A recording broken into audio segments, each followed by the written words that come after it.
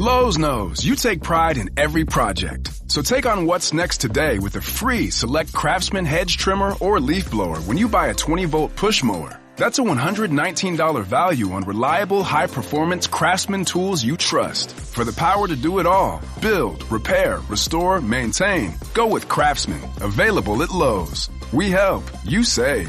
Valid through 5/21 while supplies last. Selection varies by location. From the Fifth Quarter Studio in Madison, Wisconsin, you're listening to High School Hoops with your hosts, Steve Collins and Jake Stager.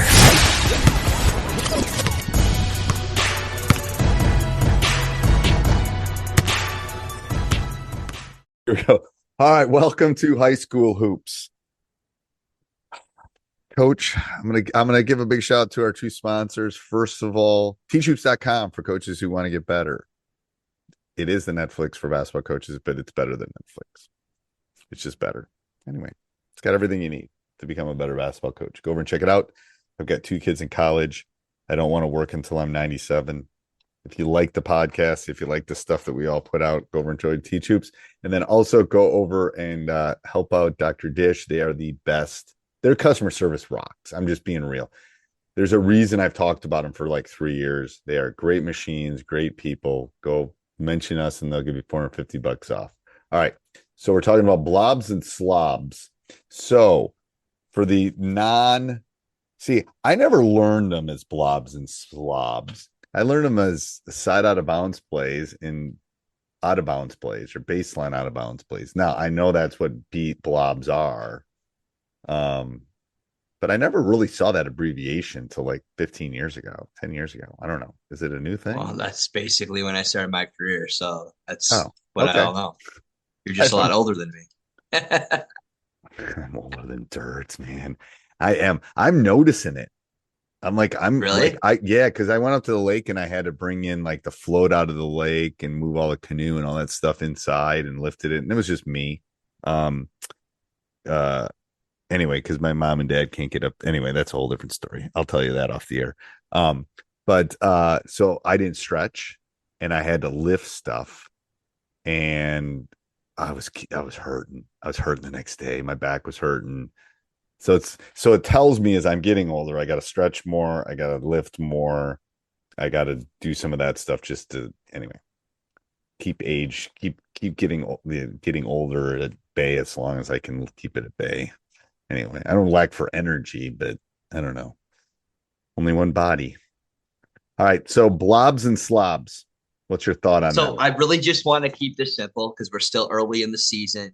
What's your approach to installing baseline out of bounds plays and side out of bounds plays? Time allotted, mistakes you've made in the past. Just talking a little bit. Okay, I'm going to ask you a question before I answer a question.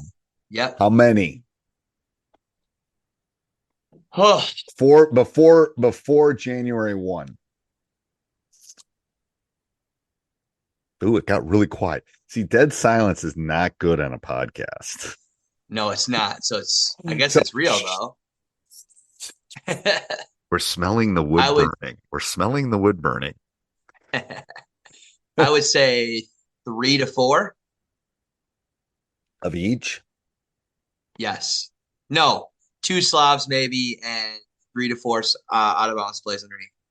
Maybe one zone and maybe 3 man to man. I'm less than 4 on slobs for our blobs for baseline out of bounds plays. I'm usually at 3 by January. 3 good ones for blobs.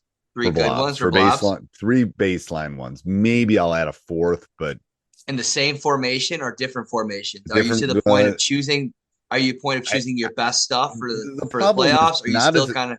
They're not as effective as they were 20 years ago because people just were over scouted now. Yes, so I agree. I agree. They're not as effective as that's why we have this conversation. So my how thought much they are over scouted. My thought is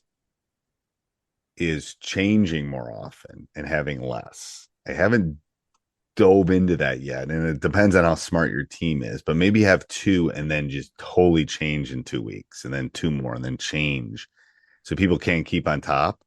So you won't be as good at them, but you might catch them off guard. So that's one thought. I haven't dove into that yet. I have a meeting with my assistants on Wednesday. That's my first thought.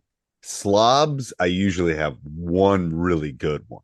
I need one that I know I can get it in, and then I have maybe one or two end of game ones. So I tend to have 2 or 3 on slobs. One is more, we're going to run this if it's halfway through the third quarter or something. But then I'll usually have, I call them one's victory, one's win, just psychologically. It's like whatever. But those are to score because we got the ball and there's 6 seconds left and we need to score. So that's where and the install, it goes back to like the install of a quick hitter, the install of an offense.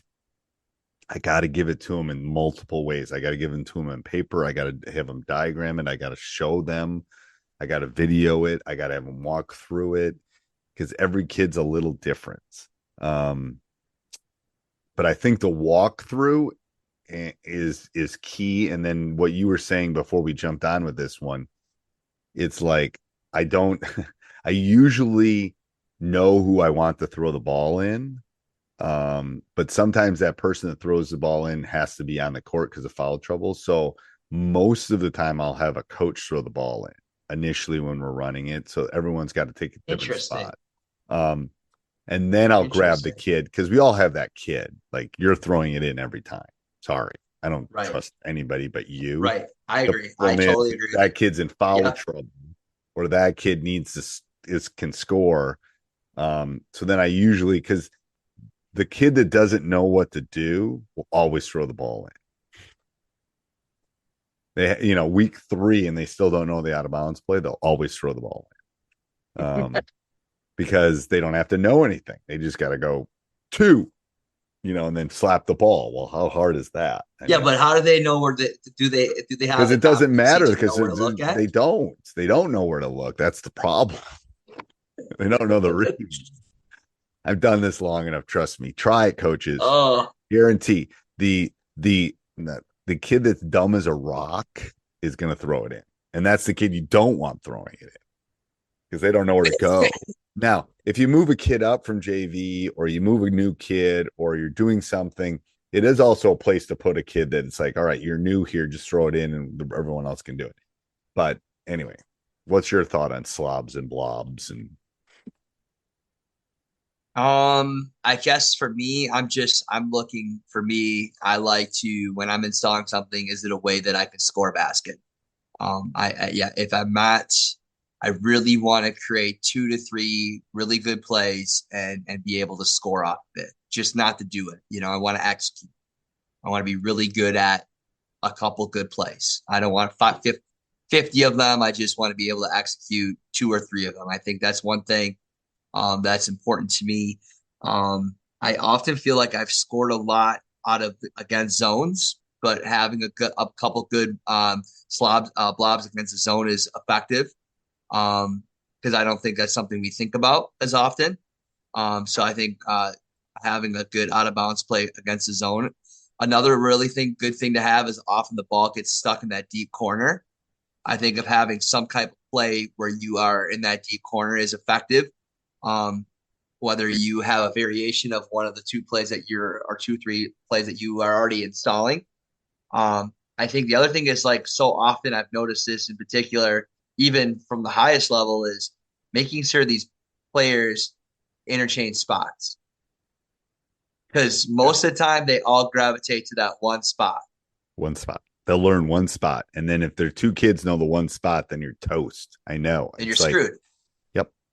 So what we'll do 5. We'll play to 5, and I'll have 2 different groups, and you got to go to a different spot each of the 5 times. Because there's 5 spots each time. And then we keep score. So white versus red or whatever your colors are. So red gets to go 5 times, everyone, and they get to run one play, the same play over and over. Because then they'll start learning reads too, and the cheats and all that kind of stuff defensively. And you got to go to a different spot each time. And the defenders have to go to a different spot each time if they're playing man. And the same thing, then white gets to do it. It works. Because then they can't cheat. So the last thing, Coach, I want you to touch on when installing is, I think we often believe that screening is the most effective way for out of bounds plays. And I remember watching one of your DVDs years ago that you did. I have stole this from you. Is I've had far more success by creating space and cutting, because if I have space to cut one way or the other, it's more effective. So sometimes and counters, like pretend like you're screening and then flip. It's telling you. I know. So I'm not trying to like boost your ego, but I mean, that is like one thing that I remember that you can watch that years ago. You can watch that video on teachhoops.com for coaches who want to get better. Just saying, I'm telling you right now, that is one thing that I have changed with out of bounds plays. I've always used to have the screener. Well, they could just switch on a screen, or they could just do this or that. Like sometimes it's like overloading one side and having a 1v1 isolation to allow that athlete to go one way and then go the opposite direction. Like sometimes it's just simple things that you can do are the most effective. It is. It's counters and simple. Keep it that we're going to end with that. Keep it simple, coach. Keep it simple. Kick method. The kick method. Kick method. That's good. I like that. We're going to use that. All right. Till next week. This podcast is part of the Sports Social Podcast Network.